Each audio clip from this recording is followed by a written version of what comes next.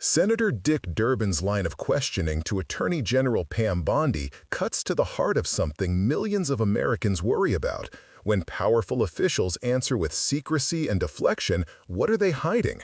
And who pays the price for that secrecy?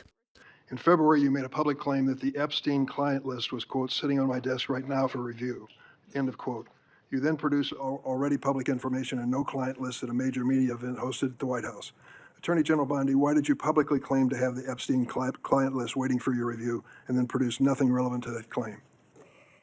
Senator Durbin, if you listen to my entire clip on that, I said I had not reviewed it yet, that it was sitting on my desk along with the JFK files, the Martin Luther King files, and I said I had not yet reviewed it. And if you see our memo on Epstein, you will see, excuse me, our memo on Epstein clearly points out that there was no client list, our July 6th memo. You also didn't let me respond to the HIDA question. The budget transfers $196 million for high-intensity drug trafficking areas to the Office of Justice Programs, OJP. The Justice Department will continue to administer those grants under OJP in 2026. Going back to the Epstein files, according to another whistleblower who made a protected disclosure to my office, you pushed the FBI to review approximately 100,000 Epstein-related records on an arbitrarily short deadline in March, and the FBI was directed to flag any documents that mentioned President Trump. Nothing came of that review until July when DOJ and FBI released an unsigned memo stating, quote, there's no incriminating client list. Why was the July 7th memo unsigned? The July 7th memo came from the FBI and the Department of Justice. Director Patel answered those questions very clear. And, you know, Senator Durbin, I find it very interesting that you refused repeated Republican requests to release the Epstein flight logs in 2023 and 2024. You fought that. Did you take money from Reid Hoffman, campaign donations, who was a huge Epstein friend? Why did you fight for years? Why did you fight to not disclose the flight logs, Senator Durbin? I can tell you I did not refuse. One of the senators here wished to produce those logs, and I asked her to put it in writing, and she never did. Yeah, I think Senator Blackburn would quarrel with you on that. Well, I will quarrel with you as to Reid, somebody that you mentioned I never heard of. Reid Hoffman. So who gave the order to flag records related to President Trump? To flag records for President Trump? To flag any records which included his name. I'm not going to discuss anything about that with you, Senator. Eventually, you're going to have to answer for your conduct in this. You won't do it today, but eventually you will. I yield, Mr. Chairman. I got to interject something here. Mr. Chairman. Yeah. Mr. Chairman, since Senator Durbin referred to me, I would really appreciate the opportunity to correct the record. Proceed. Because Senator Durbin knows I repeatedly asked for those flight logs. I brought up the subpoena. You even shut down the committee because you didn't want that, and you know I submitted that in writing, and you continue to misrepresent that, and I am not going to let that record stand. Okay. Mr. Chairman. Go ahead, Senator Durbin. I just want to make it clear that the reason the committee business ended was that your side invoked the 2-hour rule.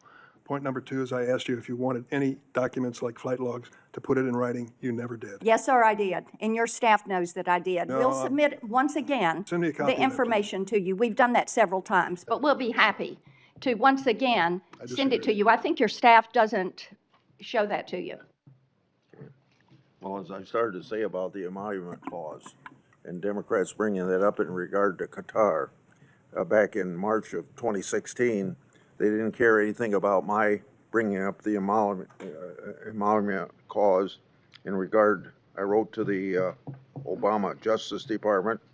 That letter was based on Secretary Clinton's 2009 to 2013 financial disclosures when she was Secretary of State.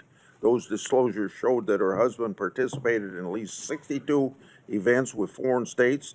Some of those were speaking events with connections to foreign governments, and some speaking events were financially supported by foreign governments. 2 examples, Bill Clinton received hundreds of thousands of dollars for appearance sponsored by Middle Eastern governments. Bill Clinton also received $200,000 for a speech connected to the Chinese government, and I don't recall getting any help from my Democrat colleagues on that. Start with the Epstein client list line. Bondi publicly said, "It's sitting on my desk." then delivered what amounted to already public material. That mismatch matters. When an attorney general hints that she holds a trove of potentially explosive documents and then produces nothing new, two things happen. The public loses trust and legitimate investigative pathways get obstructed. Durbin wasn't asking for gossip. He was trying to establish whether the Department of Justice followed ordinary procedures. Did anyone review these records? Did anyone flag potentially criminal matters? Who made those calls? Those are not partisan inquiries. They are procedural and legal. The public deserves straight answers about how sensitive records were handled. Then there's the whistleblower allegation. DOJ instructed the FBI to review roughly 100,000 Epstein-related records on a very tight deadline and to flag documents that mentioned one particular person, President Trump. If true, that raises a red flag about politicized review.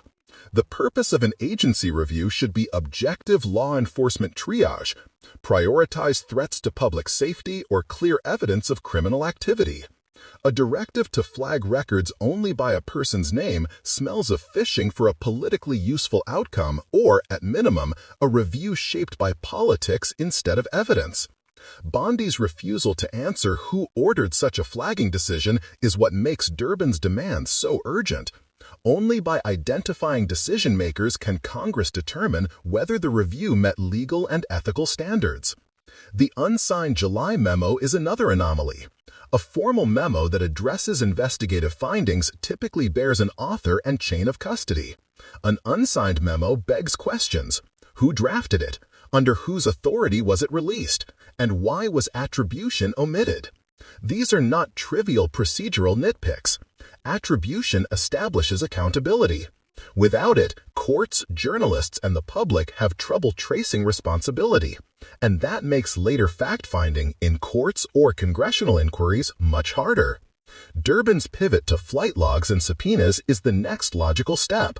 Flight logs are a concrete piece of documentary evidence that can corroborate or refute assertions about contacts, travel, and potential conflicts. The committee's prior calls to release those logs and any claims that somebody on that committee blocked them point to the real-world friction between Congress's need for evidence and the administration's inclination towards secrecy. If Congress issues subpoenas and the executive resists, we get a constitutional collision: enforced transparency versus asserted confidentiality. The tools Congress has in that fight, contempt, court enforcement, public hearings, are blunt and slow, but they exist because accountability in a modern republic requires them. Bondi's repeated reliance on the Office of Legal Counsel and claims of confidentiality are predictable. Counsel offices give internal legal advice. But there's a limit to confidentiality when the subject involves potential violations of the Constitution, for example the Emoluments Clause, or conduct that could compromise the integrity of an investigation.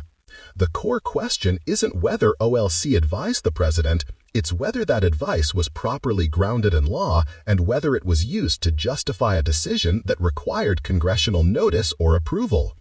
Durbin's insistence that she will have to answer isn't rhetorical flourish. It is the promise of democratic process. When records are subpoenaed, when whistleblowers sue, when discovery occurs in court, those confidential channels can be pierced, and the facts can be tested under oath. There's also an institutional dimension. When officials use stonewalling and personal attacks, you hate the president or you shut down the committee, they shift the conversation from substantive accountability to manufactured grievance. It's easy to shout down process, it's harder to defend the process. Oversight isn't harassment, it is a constitutional duty. For viewers who want to go beyond outrage and actually understand what comes next, discovery in court cases, whistleblower depositions, congressional subpoenas, and inspector general inquiries are the mechanisms that turn claims into evidence. If fired or disciplined agents pursue litigation, depositions and document production can reveal internal emails, directives, and memos that explain who ordered what and why. That's how silent memos get voices, and how evasive officials eventually face a public accounting.